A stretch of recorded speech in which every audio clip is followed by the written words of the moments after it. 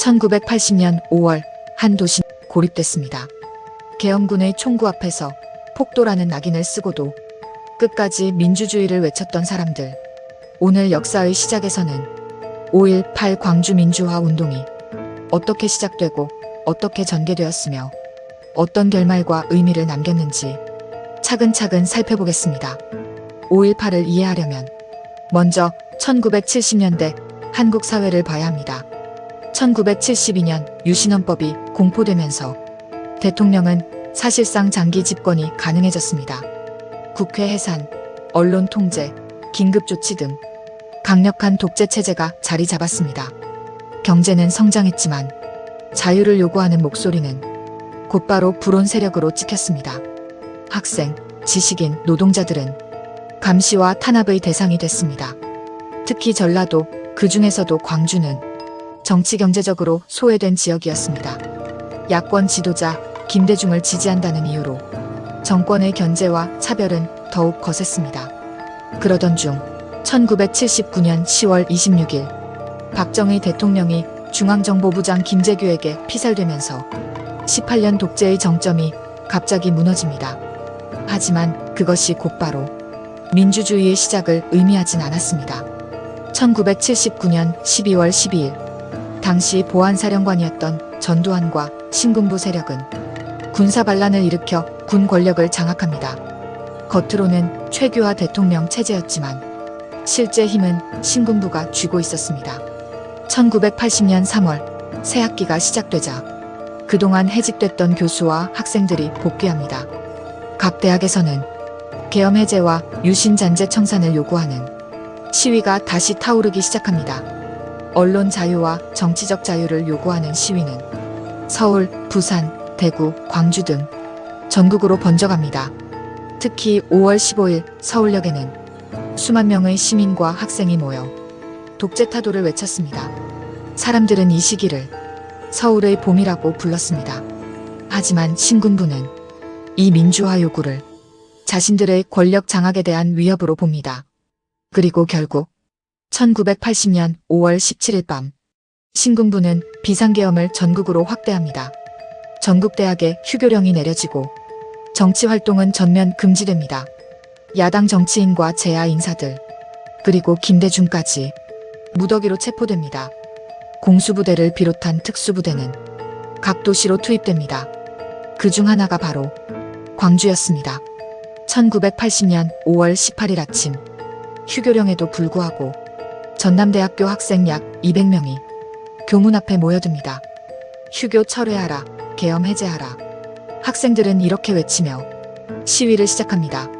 하지만 그들을 기다리고 있던 것은 대화가 아니라 곤봉과 군화발이었습니다. 서울도 아닌 지방도시 광주에까지 공수부대가 투입된 이유는 분명했습니다. 민주화 운동의 불씨를 초기에 강하게 꺾어버리겠다는 의도였습니다. 공수부대원들은 도망치는 학생들을 쫓아가 개머리판과 곤봉으로 무차별 폭행했습니다. 도심으로 향하던 버스 안까지 올라타 학생들을 끌어내려 구타했습니다. 그 과정에서 시위와 무관한 행인과 상인, 시민들도 함께 맞고 끌려갑니다. 청각장애를 가진 청년 김경철 씨가 아무 이유 없이 구타당해 숨지는 등 첫 희생자들이 나오기 시작합니다. 군의 과도한 폭력은 학생들만의 시위를 곧 시민 전체의 분노로 바꾸어 놓습니다. 5월 19일과 20일 도심 곳곳에서 시위와 진압이 반복됩니다. 금남로를 중심으로 학생, 노동자, 상인, 주부까지 점점 더 많은 시민이 거리로 나옵니다. 계엄군은 시위대를 향해 곤봉과 총검으로 폭행합니다. 연행된 사람들은 학교 체육관, 군부대, 경찰서로 끌려가 심한 고문과 구타를 당합니다. 그러자 광주 시민들은 더 이상 참지 않기로 합니다. 특히 20일 밤 광주 시내 택시와 버스 기사들이 차량을 몰고 시위대에 합류합니다. 경적을 울리며 공수부대 물러가라, 계엄 해제하라, 구호를 외치며 금남로로 몰려듭니다.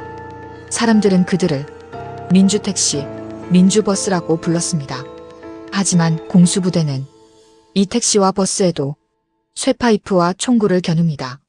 그리고 1980년 5월 21일 역사에 남는 비극적인 순간이 찾아옵니다.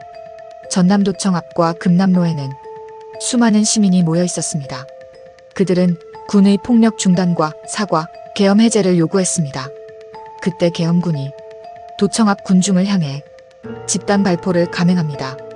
비명을 지르며 쓰러지는 사람들, 피를 흘리는 시민들을 실어 나르는 트럭.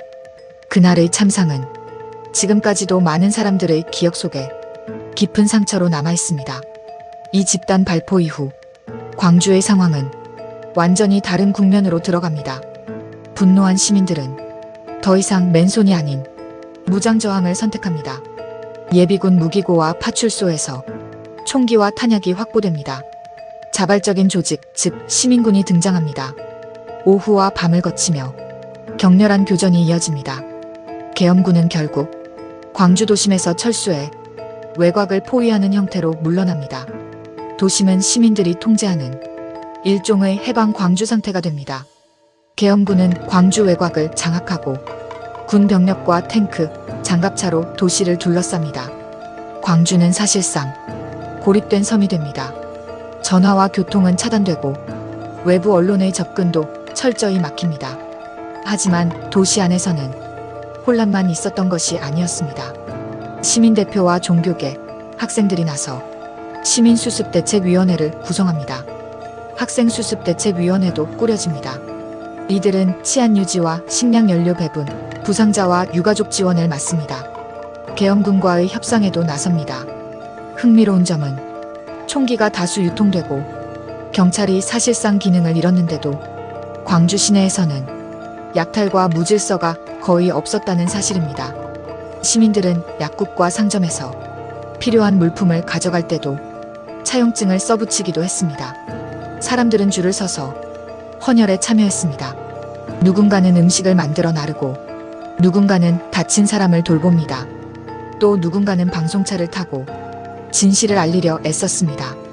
이 시기의 광주는 비극 속에서도 시민들이 스스로 질서를 만들고 지키려 했던 연대의 시간이었습니다. 하지만 도시 밖에서 상황은 전혀 다르게 흘러가고 있었습니다.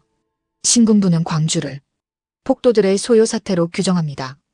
그리고 무력 진압 방침을 굳힙니다. 5월 26일 시민 대표들 사이에서는 더 이상의 희생을 막기 위해 무장을 내려놓고 평화적으로 해결하자는 의견도 나옵니다. 실제로 상당수 시민군이 무기를 반납하고 집으로 돌아갑니다. 그러나 끝까지 도청을 지키며 진상을 알리고자 했던 이들도 있었습니다. 그리고 5월 27일 새벽 2시경 계엄군은 충정작전이라는 이름으로 대규모 병력을 투입합니다. 전남도청을 향해 기습작전을 감행합니다. 탱크와 장갑차, 헬기까지 동원된 압도적인 군사력 앞에서 도청을 지키던 시민군은 짧지만 치열한 교전을 벌입니다. 이 과정에서 수많은 시민군이 사망하고 부상당하며 체포됩니다. 광주 시민들의 열흘간의 항쟁은 피로 그러나 결코 헛되지 않은 패배로 막을 내립니다. 항쟁이 끝난 뒤 신군부는 광주를 북한과 결탁한 폭도들의 난동으로 왜곡합니다. 언론은 철저히 통제됩니다.